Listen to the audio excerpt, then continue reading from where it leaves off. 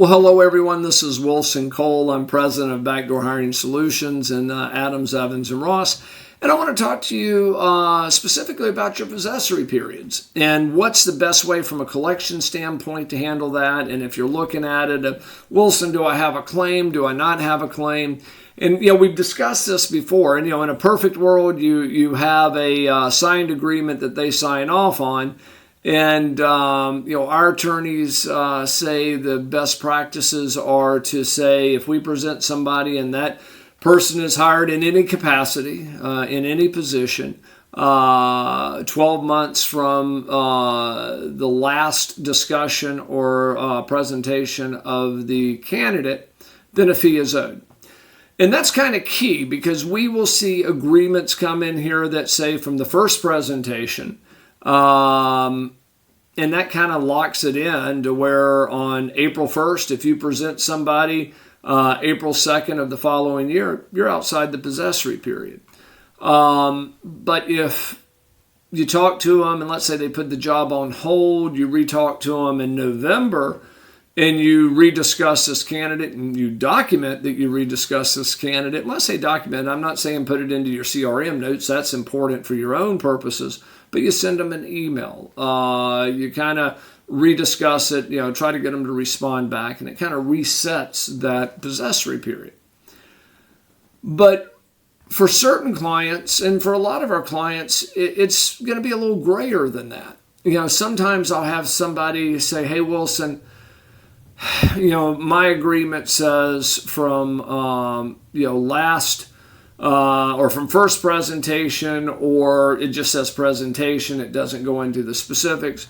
And they hired them 2 weeks after it. My argument's going to be, did they hire them and they started? When did they make the offer? When did they re-engage the debtor? So there are shades of gray. Those same shades of gray that I tell you, this is why everybody hates our staff attorneys and our litigating attorneys.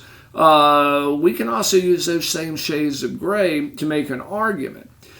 So, if you have a possessory period and they hire them outside of the possessory period, especially if it's a little ambiguous on the when that presentation kind of locked in, if it doesn't discuss it, let's have a discussion. Running something through collections can sometimes be a little bit different and is much different than actually having somebody sued because the bar for collections is a little lower than if you had to sue. Now, I'm not saying that if it's not owed. I'm saying if you presented somebody 10 years ago and they hired them 3 days ago, Wilson, go get that collection. That's probably not going to be feasible. But let's have a discussion on it.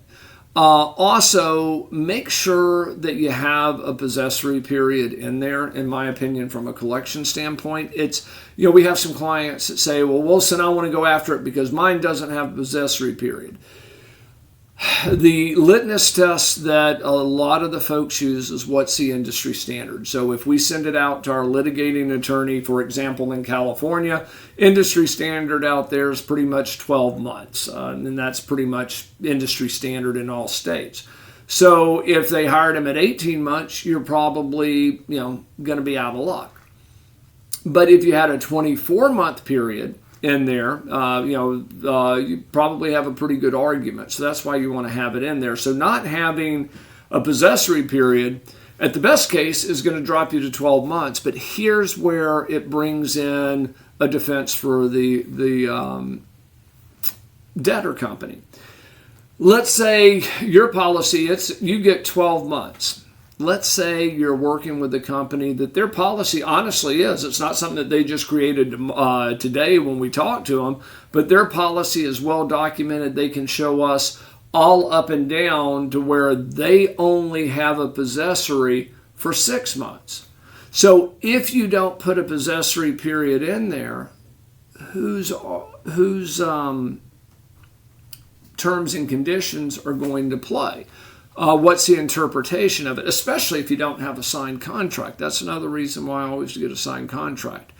But, as an industry standard, the fallback is 12 months. But if the debtor can show that their policy is, always has, and always will be 6 months, it opens up that gray area that they can argue. So, if you'd like to look for your backdoor hires, please visit our website at backdoorhires.com. Schedule a free demo with our demo team. Or if you have a collection now and you'd like to discuss it with me or one of our staff attorneys, please go to staffingdebt.com. Thank you.